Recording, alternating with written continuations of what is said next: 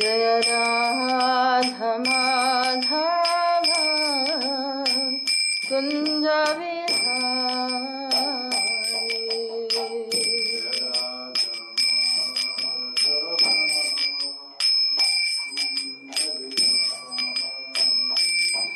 Jaya Radha Madhava Kunja Vihari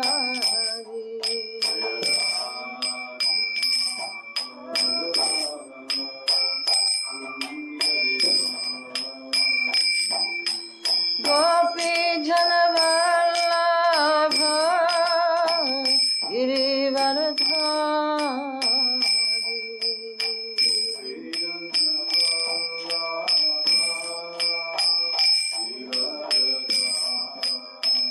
Jaya Gopi Janavallabha Girivaradhari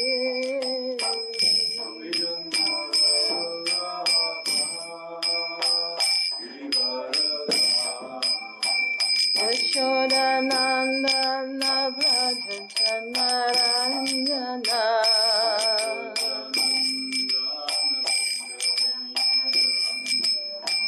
Yashodanandana Bhaja Naranjana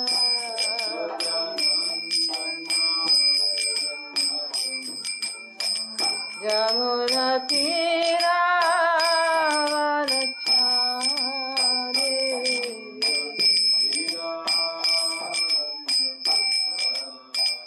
Yamuna Tira Varachari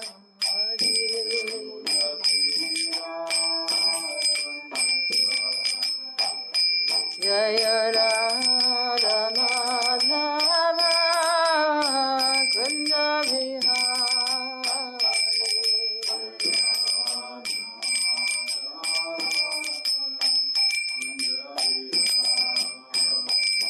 Jaya Radha Madhava Kunja Vihari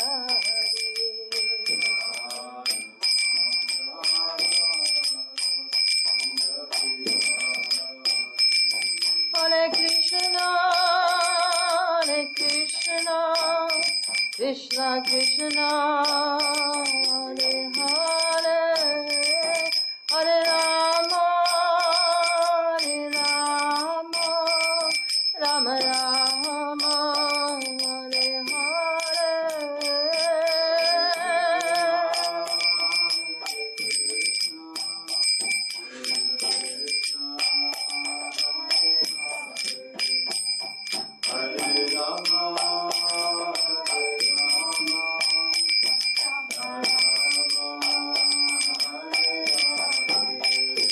Hare Krishna, Krishna Krishna, Hare Hare, Hare Rama, Rama Rama, Hare Hare.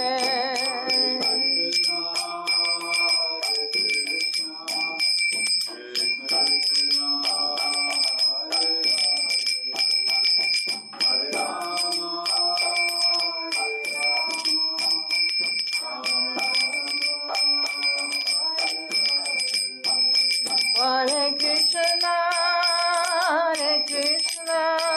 Krishna Krishna, Hare Hare, Hare Rama, Rama Rama, Hare Hare.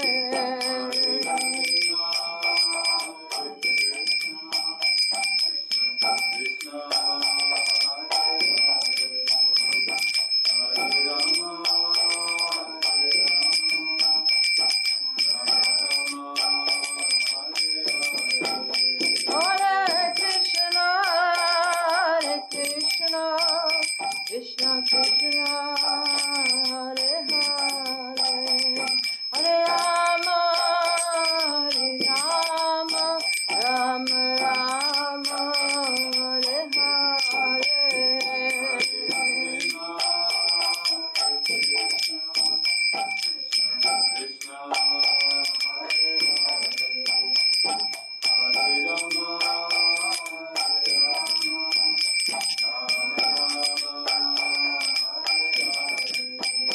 Jaya Radha Madha, Jaya Radha Madha, Radha Madha, Jaya Radha Madha.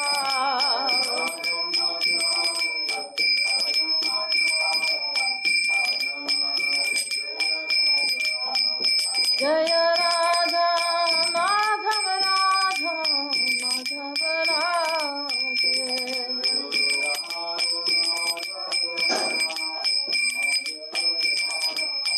Jaya Jaya Prabhupada Prabhupada Prabhupada Jaya Jaya Prabhupada.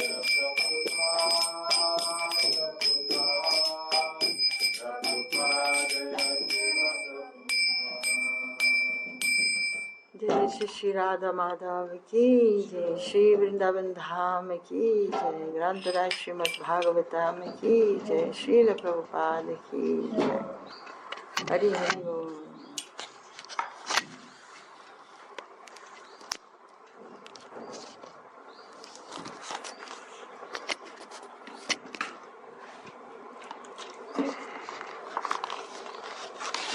Om Namo Bhagavate Vasudevaya. Om Namo Bhagavate Vasudevaya. Om Namo Bhagavate Vasudevaya. Om Namo Bhagavate Vasudevaya.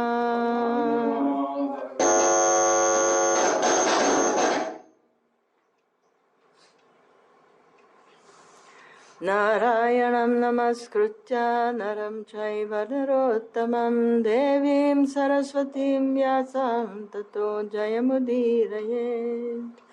Om ajnanatimirandhasya jnananjanashalakaya chakshurunmilitam yena tasmai shri gurave namaha. Shri Chaitanya Manobhishtam Stapitam Yena Bhutale Swayam Rupa Kadamaiham Dadati Swapadantikam. Jaya Shri Krishna Chaitanya Prabhu Nityananda Shri Advaita Gadadhara Srivasadi Gaura Bhakta Vrinda. Hare Krishna Krishna Krishna Hare Hare, Hare Ram, Ram Rama, Hare Hare.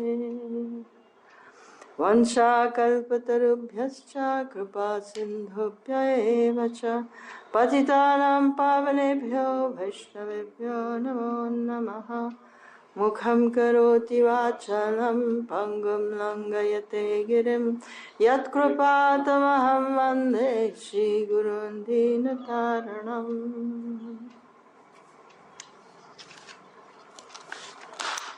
So, welcome to those who are here.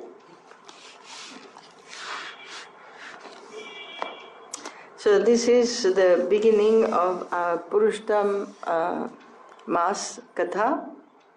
In one sense, we started yesterday with the value class. And so we have done this in the past, even quite more intense, morning, evening. I remember we did it a few times, morning, evening, different kathas. So at least this time we will, since it is running during the active on-site classes, we'll have it in the morning, once a day, not twice a day. So the subject for the katha which I've selected is the 15th chapter of the 10th canto of Śrīmad-Bhāgavatam, which is entitled The Killing of Dhenuka, the Ass Demon.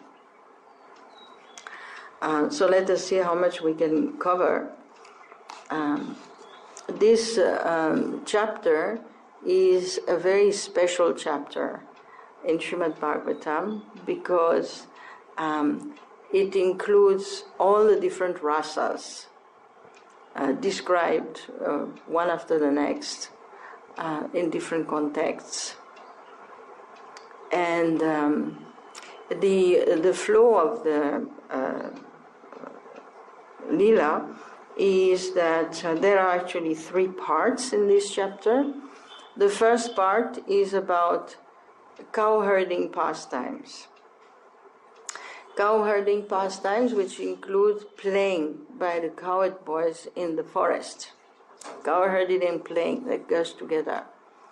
And then the second part is the killing of Dhenukasura.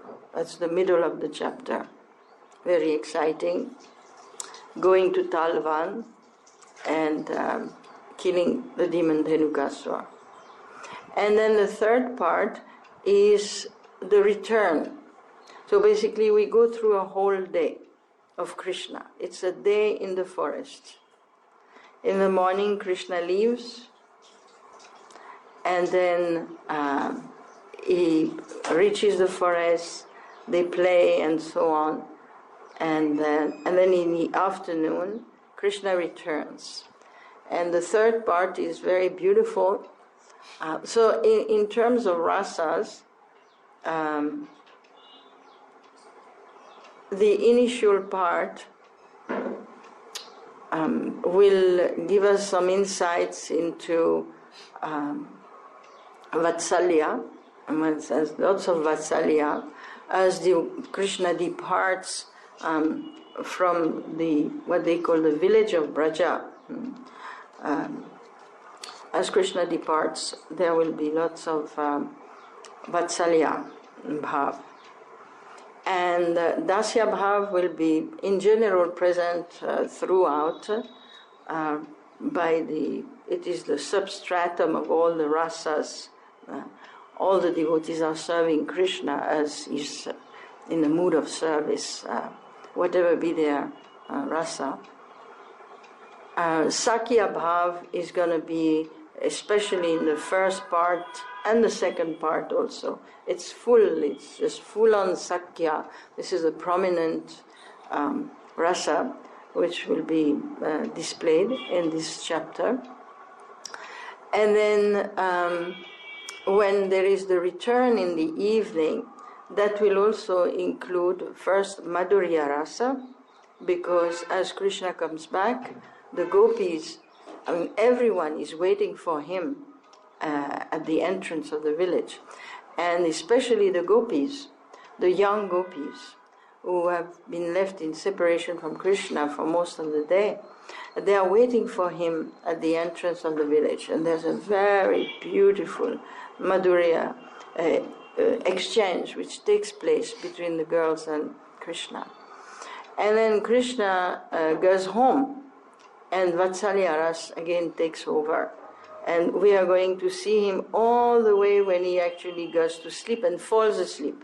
The last verse says that Krishna happily falls asleep in the village of Braja. And then there is a bit more in that chapter which we will not cover because it starts another lila, forest fire lila. Starts in the very end of the chapter. It's connected to chapter 16. So we will be covering only the part which is the connected to the cow herding in general, from beginning to end. So in this chapter, we truly see Krishna as what Srila Rupa Goswami coined him in the very beginning of the Bhakti Rasamrita Sindhu, the first verse, Akila Rasamrita Murtihi.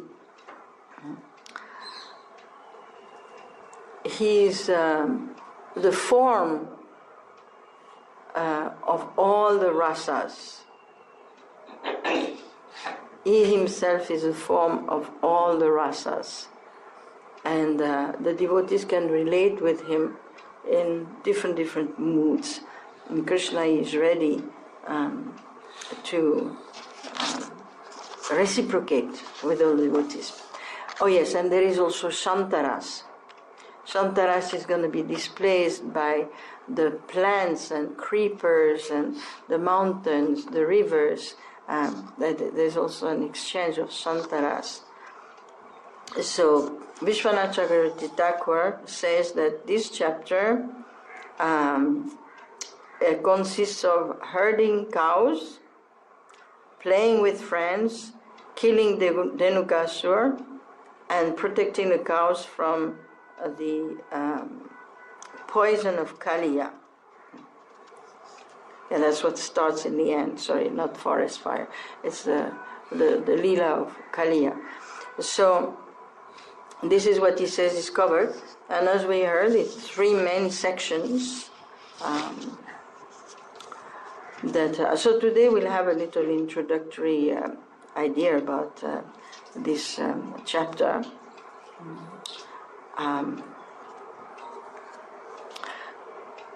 There will be lots of... Basically, we see Krishna interacting with all these different varieties of devotees. As he enters the forest, received by the animals, received by the trees, received by the creepers. This is very beautiful description. And this chapter is also revealing the beauty of Vrindavan. Sometimes it's called Vrindavan Spurti. Spurti means like a transcendental vision, and we get a glimpse of Vrindavan.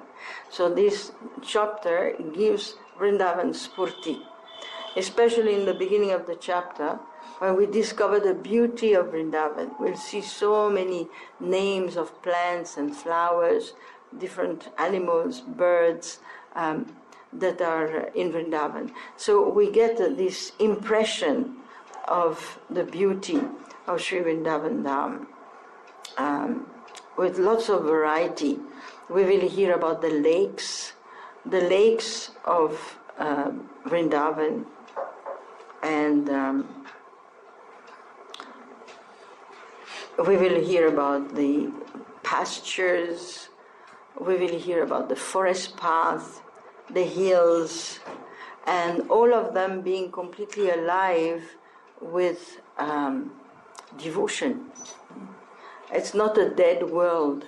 It's a living world where all of the residents, all the inhabitants are full of Krishna Bhakti. They are full of prema and very eager for exchanges with Krishna.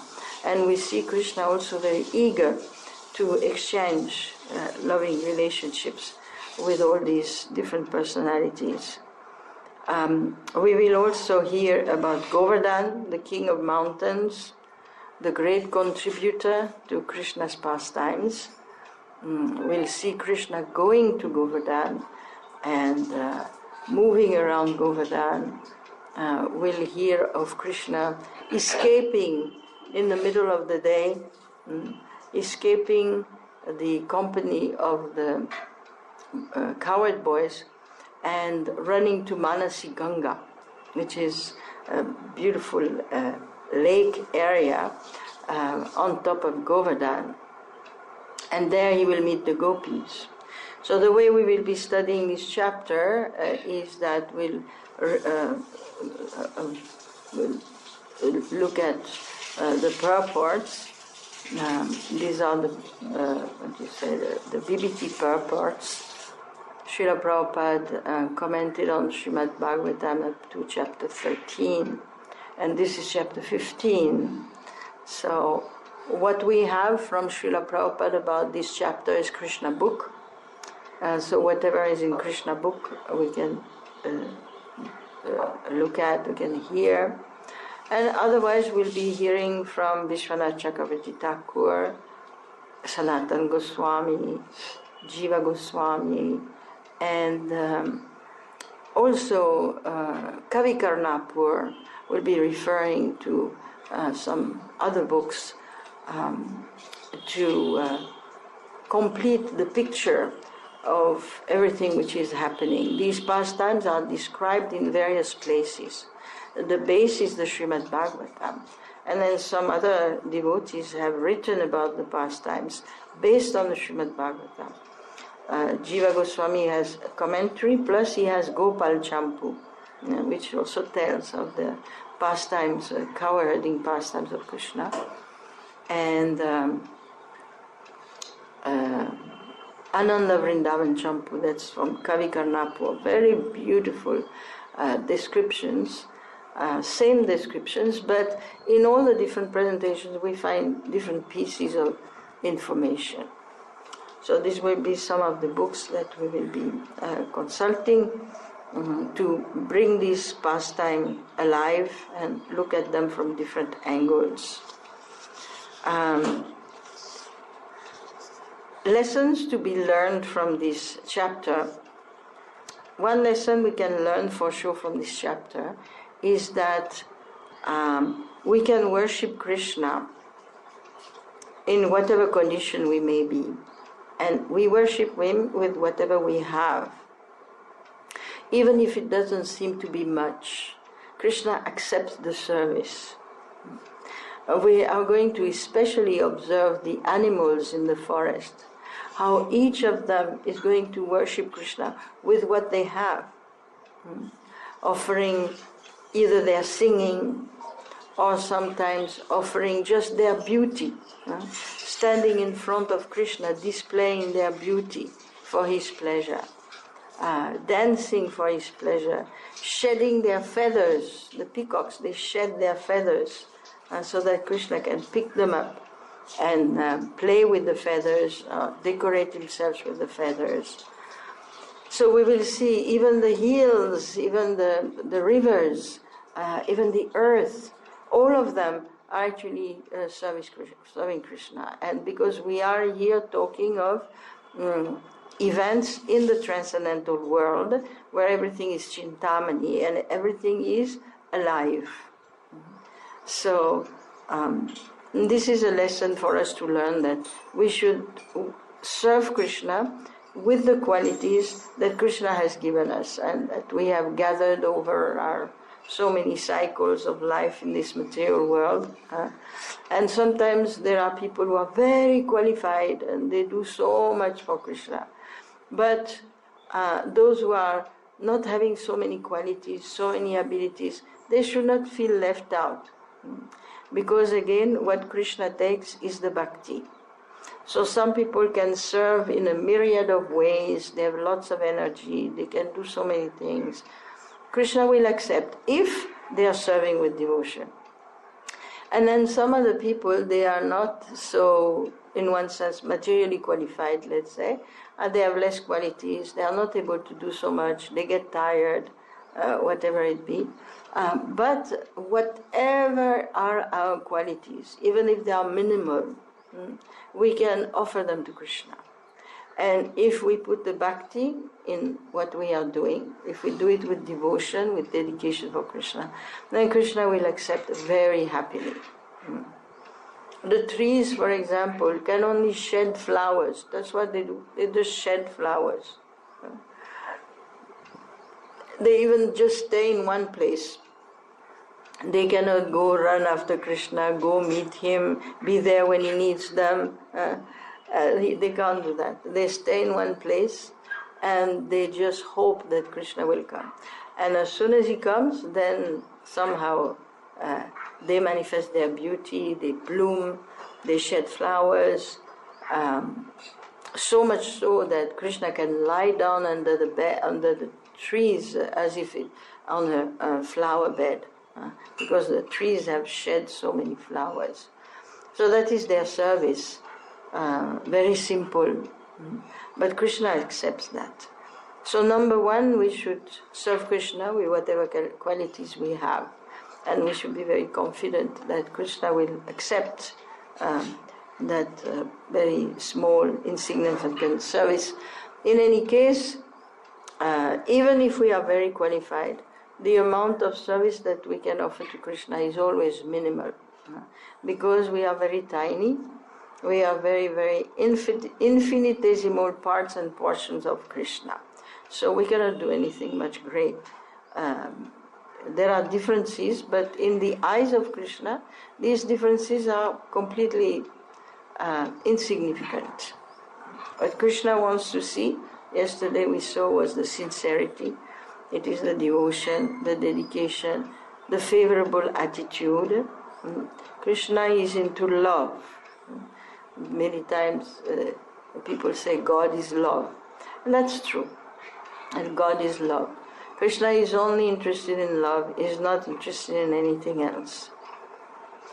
And Krishna can reciprocate adequately with everyone in whatever position they may be.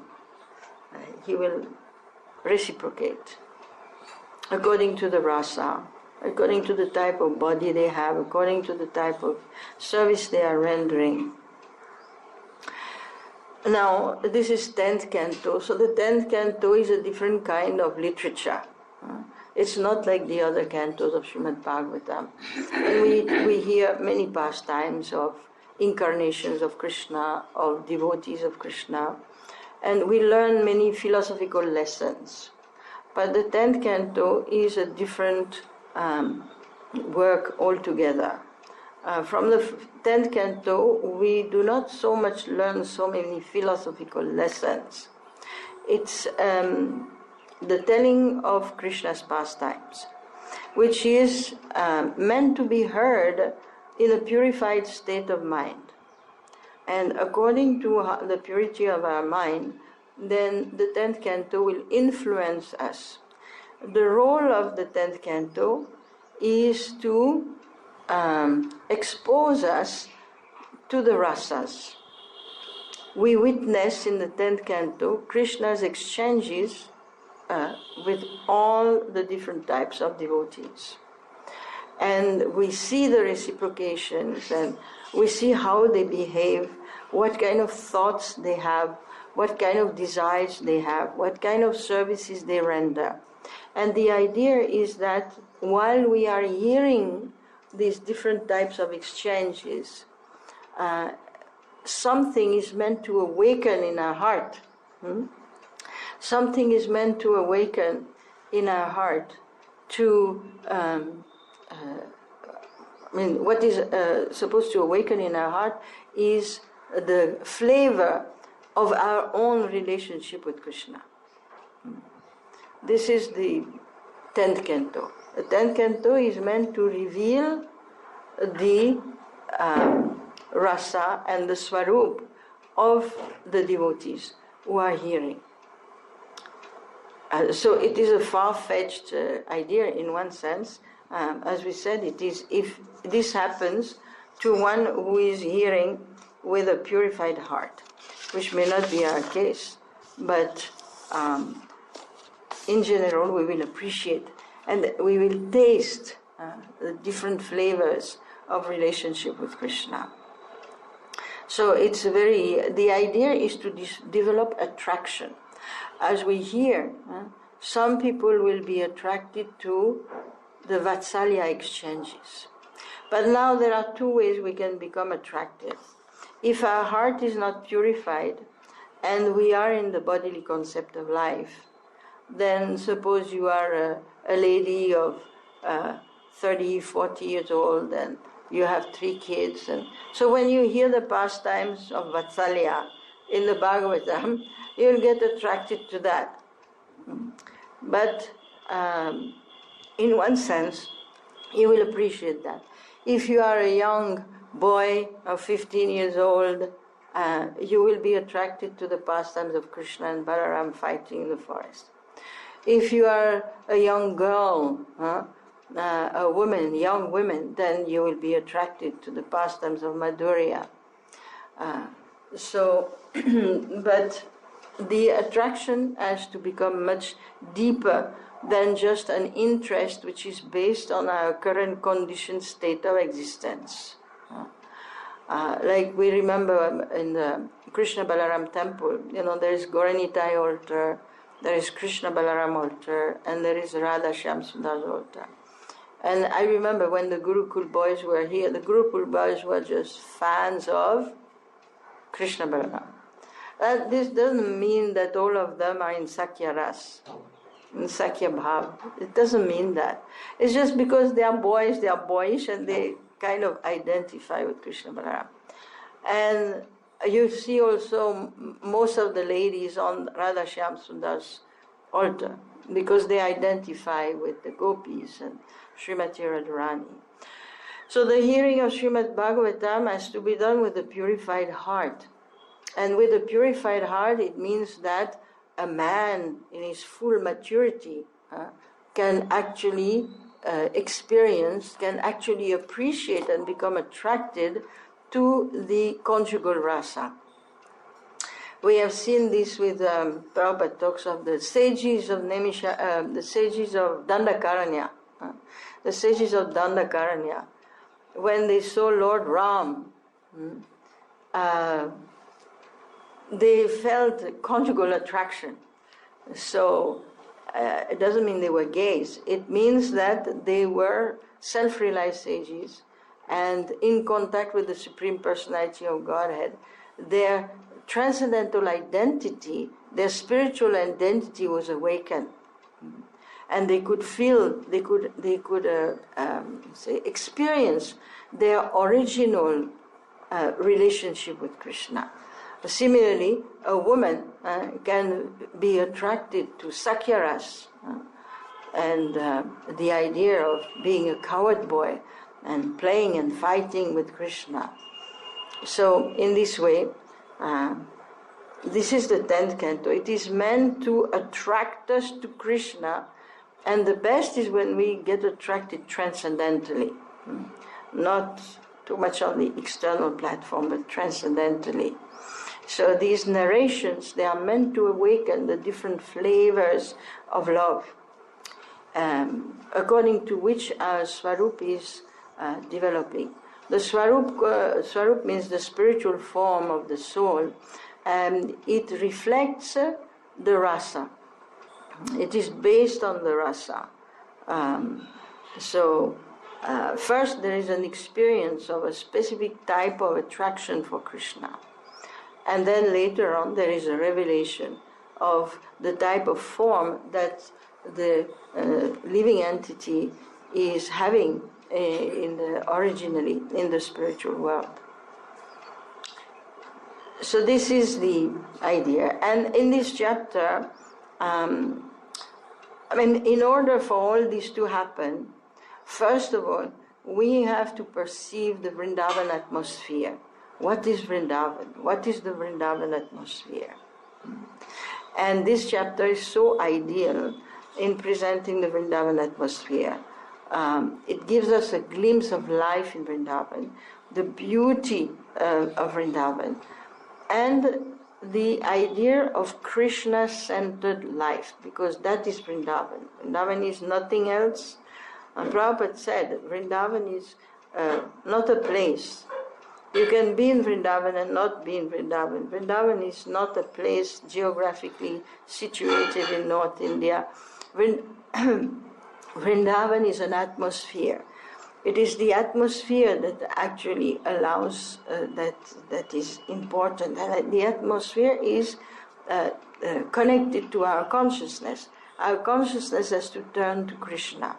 So, Srila Prabhupada said, it's not a geographical location on this planet, Vrindavan.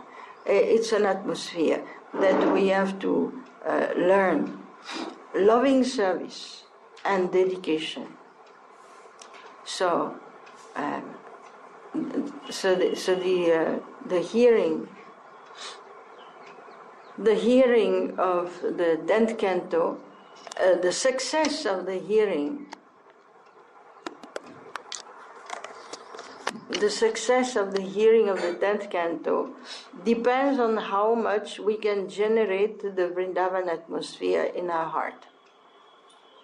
And that is generated by loving service, not mechanical service. So during this month of Purushottam, that's one thing we can try, is how to serve lovingly. It's, of course, if we can serve Krishna, we all serve Krishna all day long. But we have to try to remember Him and to see that everything that we are doing is in relation with Him.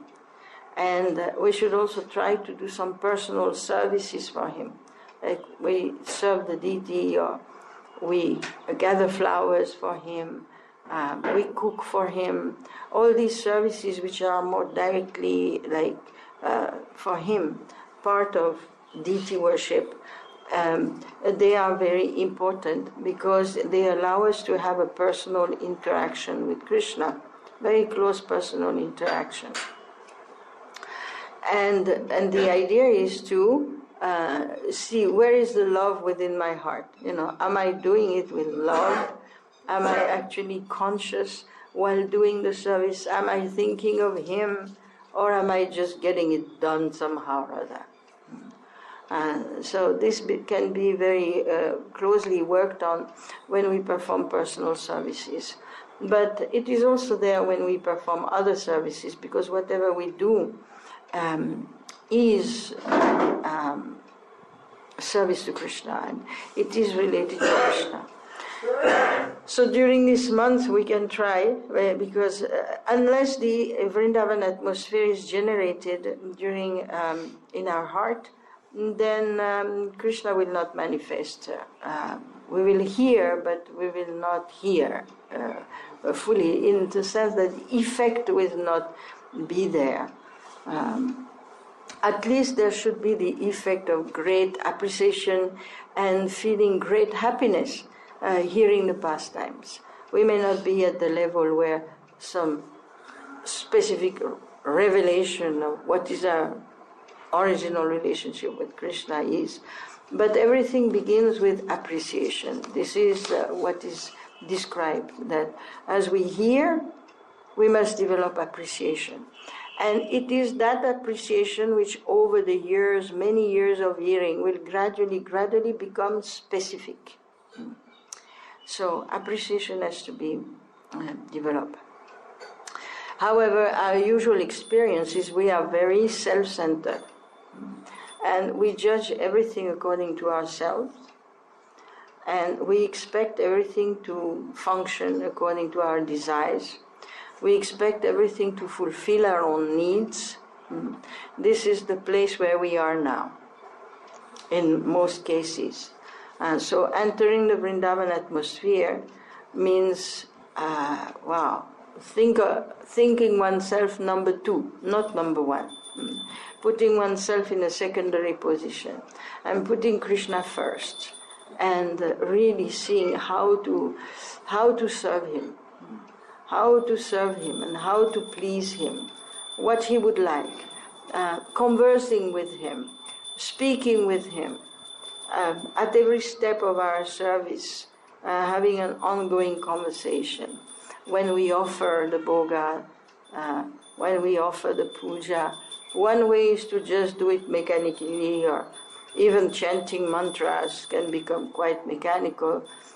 But there is also the idea of being there, of actually visualizing when we are actually offering the foot wash of Krishna. So are we seeing his feet in our mind? That makes a very big difference in the type of worship that we are offering to Krishna. Whether we are able to visualize his form on the altar, he is actually there. The Archa Vigraha contains the entire presence of Krishna, which means that he's there, he's sitting, he's standing, he's moving, and he's receiving our service. So how to think of Krishna in a very personal way? I think that this is what we would like to learn during this month. We'd like to meditate on that, and meditate on getting ourselves out of the center and putting Krishna first. So this will generate the Vrindavan atmosphere. And once this atmosphere is generated in the heart, it creates a favorable field. When the gopis met Krishna in Kurukshetra, they were so happy to meet Krishna in Kurukshetra, but there was something missing. What was missing? Vrindavan. Vrindavan was not there.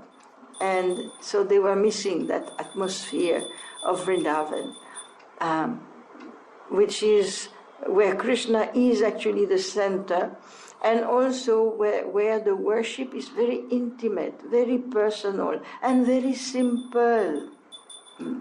No need of very complicated procedures. Krishna doesn't like that.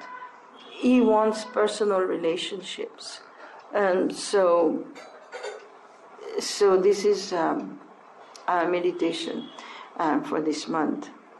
This chapter is also very special in terms, two more things. One is in terms of the composition of the verses. It's a very poetical chapter where there is a mixture of many chandas, many meters, different types of meters. And the poets are very expert at using the chandas. So here Vyasadeva, in compiling the Śrīmad-Bhāgavatam, has used the chandas to generate also the Vrindavan atmosphere, generate different types of atmospheres. Sometimes it moves very fast, like when the cowherd boys are playing, then it moves very fast. And when the gopis are observing Krishna, then it's so melodious, very melodious. So there will be many kinds of meters in this chapter, which add to the beauty. Śrīmad-Bhāgavatam. Sometimes Śrīmad is translated as beautiful. The beautiful Śrīmad-Bhāgavatam, because of its poetical nature. Throughout the Bhagavatam, there are beautiful verses, and this chapter is particular in the sense that there are many different meters which have been gathered together to create beautiful ambience and presentation. This chapter is also special because Srila Prabhupada noted this chapter. And, one of the main works that Prabhupada did, besides translating in the books, he also engaged artists in painting. And this was something very great that Prabhupada did. And he called the paintings that the BBT artist did, he called them windows to the spiritual world. Because naturally when we hear, a picture is formed in the mind. So Prabhupada wanted to make this Vrindavan so real for the people who will read the Bhagavatam. He wanted illustrations. And what Prabhupada actually wanted is one picture per verse. There is a book by Narayani Mataji in which she's worked on that. She worked with an artist. It's sketches, mostly sketches, but she wrote her Bhagavatam at a glance. And in those books, they actually did so many drawings like this, covering. They are doing actually, I'm not sure whether she did one per verse, but it's so many illustrations. So Prabhupada wanted one picture per verse. And I didn't know when I started studying this 15th chapter. I tried to, because really it's so beautiful, I made a PowerPoint presentation on this chapter, which I hope I can try to find and show one day. And I was amazed how many pictures I found. I was finding so many pictures related to these leelas. And it is later on only that I heard from one of the artists from the BBT that Prabhupada had actually given them this chapter as a homework for one picture per verse. And so the artists have actually been working on this chapter, and they produce one picture per verse. In most of the, maybe not all of them, but many of these verses, you can actually find the picture. So it's an additional thing which exists for this chapter, that we can actually have a visual impression of the pastimes and so on, of the associates of Krishna and so on. Okay, so this is a little overview for today, and we'll read the first verse. We'll read. Okay, let me read the summary here, so we get an overview. This chapter describes how Lord Balarama and Lord Krishna, while tending their cows in the pastures of Vrindavan, killed Dhenukasur, enabled the residents of Vrindavan to eat the fruits of the tal trees, and saved the young cowherds from Kaliya's poison. Revealing their boyhood, Pauganda phase of pastimes, Rama and Krishna were one day bringing the cows to pasture when they entered an attractive forest decorated with a clear lake. There they began playing forest sports along with their friends. Pretending to tire, Lord Baladev laid his head upon the lap of a cowherd boy and rested as Lord Krishna helped relieve his elder brother's fatigue by massaging his feet. Then Krishna also placed his head on the lap of a cowherd boy to rest, and another cowherd boy massaged his feet. In this way, Krishna, Balaram, and their cowherd friends enjoyed various pastimes. So now you see the entrance into we are going to be in the midst of the cowherd boys. As they play, they lie down, they massage each other, they fetch water from the river, and you'll hear so many details that have been given from the acharyas. They make a cup from a leaf. How do they carry water? So they make cups from the leaves, and then they go and fetch the water, bring the fresh water. They will fan also Krishna and Balaram with leaves. I will see how they are using all the different manifestations that are there in the forest. They use the vines, they use the flowers, they use the leaves in so many different ways. So during this play, Sri Dama, Subal, Stoka Krishna, and other cowherd boys described to Ram and Krishna a wicked and irrepressible demon named Dhenuka, who had assumed the form of a jackass and was living in the Talvan forest near Govardhan Hill. This forest was full of many varieties of sweet fruits. But fearing this demon, no one dared try to relish the taste of those fruits, and thus someone had to kill the demon and all his associates. Lord Rama and Lord Krishna, hearing of the situation, set off for this forest to fulfill the desire of their companions. So this is the second part. We said they are going to the Talvan forest.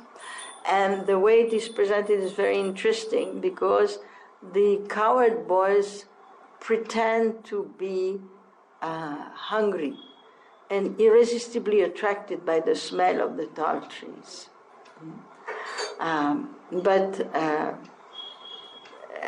Then this would sound strange, like they want something for themselves. So very beautiful explanations are there of how they actually want Krishna to have the fruit. And we'll speak of this very important part of the exchanges on the spiritual platform, which is parokshavad, indirectly telling things, not directly telling things. So instead of saying, Krishna, there's such nice fruit over there, please come, we will feed those fruit to you. And Krishna will say, not required. So instead of that, they say, Krishna, oh, did you smell the fruit? Oh, it's irresistible. We want them, we want them, we want them. Please get them for us. And once they get there, it's not for themselves. It is for him. In any case, nobody will eat the tal fruit because they will create such a scene there with blood everywhere. And then no one will eat the tal fruit. But very interesting. Arriving at the Talvan, Lord Balaram shook many fruits out of the palm trees. And as soon as he did so, the jackass demon Dhenuka ran swiftly to attack him. But Balaram grabbed his hind legs with one hand, whirled him round, and threw him into the top of a tree, thus slaying him. All of Dhenuka's friends, overcome by fury, then rushed to attack. But Ram and Krishna took hold of them one by one, swung them around, and killed them until the disturbance was finally finished. When Krishna and Balaram returned to the cowherd community, Yashoda and Rohini placed them on their respective laps. They kissed their faces, fed them with finely prepared food, and then put them to bed. So this is the third part. And there is one more part, but we won't read that because this is like going into another pastime. So we will read this and probably stop here. What time is it? Oh, it's still early, but today we have an introductory class. So Shukadev Goswami is telling this beautiful pastime, and this is the first verse here.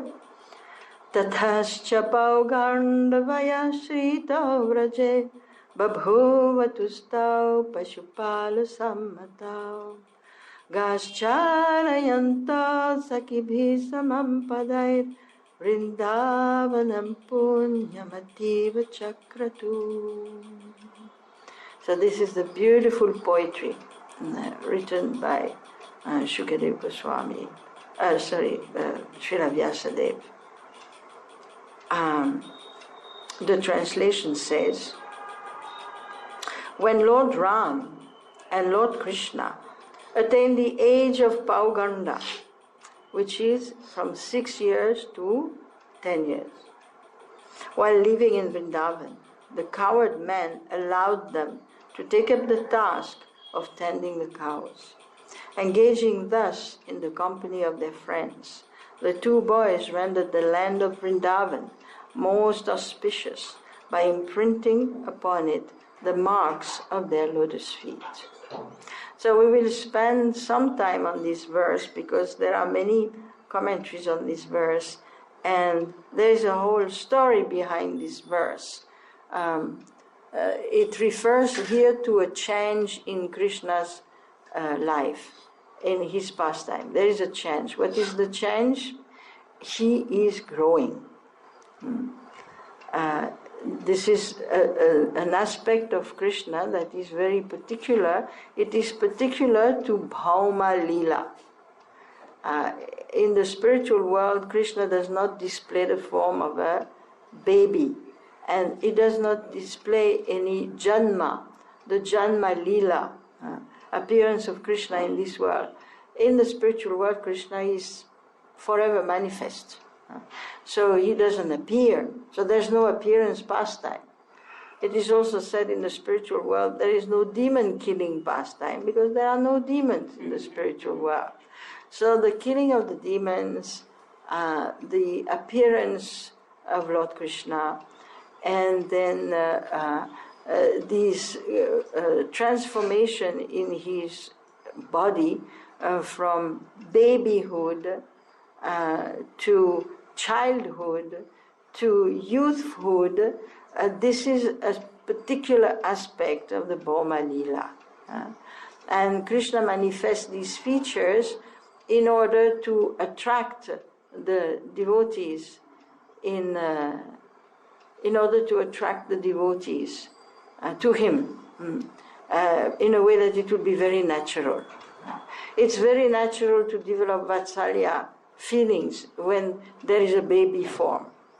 When there is a Navayovana form, 16 years old, which is the form of Krishna in the spiritual world, then the Vatsalya may be awakened or not. But when there is baby Krishna, then naturally the Vatsalya will be awakened and Krishna will be able to reciprocate. So Krishna appears in the form of a baby, and then his body, he displays what is called Narakriti. Narakriti means that he is displaying human behavior. human behavior. One being that his body is going to grow, and like Dehinosmin yata dehe kaumaram yovanam jara. It will look like this. It will look like this. But Krishna is not under the material energy. And in fact, it is explained that even though we say this, the first age is 1 year to 5 years, or 0 to 5 years. This is called Kaumara. And the little boys are called Kumar. It's a Kumar. So this is like very early childhood, babyhood and very early childhood, when the child is very dependent on the mother. And the relationships that he has is mostly with his parents. So Vatsalya Prem is very prominent at that time. But by the age of 6, when Krishna becomes 6, which is what is happening here, Krishna is becoming 6, there is a change. His body starts becoming taller, and he starts interacting more with friends. So the Sakya Bhav becomes more prominent than the Vatsalya Bhav. When he's small, in the Kaumara age, and Krishna mostly stays at home. He plays in the courtyard of Nanda Bhavan's palace. Even when he is known as Vatsapal. You know Vatsapal? Vatsa means calf. So when he's up to the age of 5, he herds the calves. Herds means he plays, basically. And the boys, the small boys, they herd the small calves very nearby their house, just around the village. They don't go very far away, usually. They just play around the village and they deal with the calves that are small. But now, at the age of 6, we will see Krishna changing, his body growing in size, and his psychology changing. And Krishna wants independence. He doesn't want to be controlled anymore by Mother Yashoda. He doesn't want that control anymore so much continuously throughout the day. Where are you? Where are you? Come back here. You know, time to eat, time to bathe, time to... He's bored with that. Enough. Krishna wants independence. He wants to play. And he wants to take risks. He wants adventure. He wants real life. And also he grows a little kind of personality that now I am big and I can do it and I want. So Krishna expresses his desire to herd the cows. And so that's what we will hear. And this is the main aspect of this verse here. It is not fully mentioned in this verse, but the hints are there. Lord Ram and Lord Krishna attained the age of Pauganda. So tomorrow we will hear what this means. What are the features of Krishna's body in the age of Pauganda? What is it? Like his feet become longer, his face becomes elongated, when 5 years old with round cheeks, round face, but round belly, all these things for the babies. But at the age of Pauganda, his belly becomes flat. So we will hear this tomorrow, how he will look, both of them will look. And it says the cowherd men allowed them. So there is a big lila behind that. How did they allow them? So tomorrow we will hear about this, how it all happened. It didn't come so easy, because the first time Nanda Baba heard the request, he said, no, you're still so small, no way, not time. He didn't want. What to speak of when Krishna insisted and Nanda Baba reported to Yashoda. She was like absolutely not into it, because of the Vatsalya Prem gives a protective mood. There is a very high protective mood, and she was so afraid of what will happen to Krishna in the forest, because herding the cows means go far away. You have to find the grass. They need grass. They eat a lot. They need grass. So you have to go far away, find the water, find the grass. So we will hear about that tomorrow, what all happened. And then it says they rendered the land of Vrindavan auspicious, imprinting upon it the marks of their lotus feet. So we will hear of how, after being allowed, there was actually a ceremony that Krishna is consecrated Gopala. He graduates from Vatsapala to Gopala. So there is a whole ceremony about it. And then we will hear about the departure. Gradually, how Krishna will leave around 8 in the morning, 8:30. This is the time when Krishna leaves for the cowherd duties, and how he departed, how this all happened. All the village was involved, so we'll hear about all the residents of Braj and how they handled that first departure of Krishna into the forest. So this will come out of all this verse here, based on the commentaries of the Acharyas. And so we will enter, as Krishna enters the forest of Vrindavan, we will enter. So first we will enter the atmosphere of Vrindavan, seeing how everyone is so lovingly dealing with Krishna, and how he we'll see Krishna as someone very innocent, unaware of his godhood, playing like a human being, and very attractive in nature, very nice natured and very attractive in nature. So this is our hope, that we get attracted to Krishna, hearing about him. This is the highest type of sadhana. There are many forms of sadhana, but the hearing and chanting and remembering, this is the highest form of sadhana. And hearing Krishna's pastimes, this is a very dear sadhana of the devotees, because it awakens feelings in the heart, and it awakens attraction for Krishna, and it gives glimpses of the Vrindavan life, the Vrindavan atmosphere, that we are meant to enter at some point. But in order to enter there, we really have to give up a lot of the covers over our consciousness. Okay, so we will stop here. Hari Hari.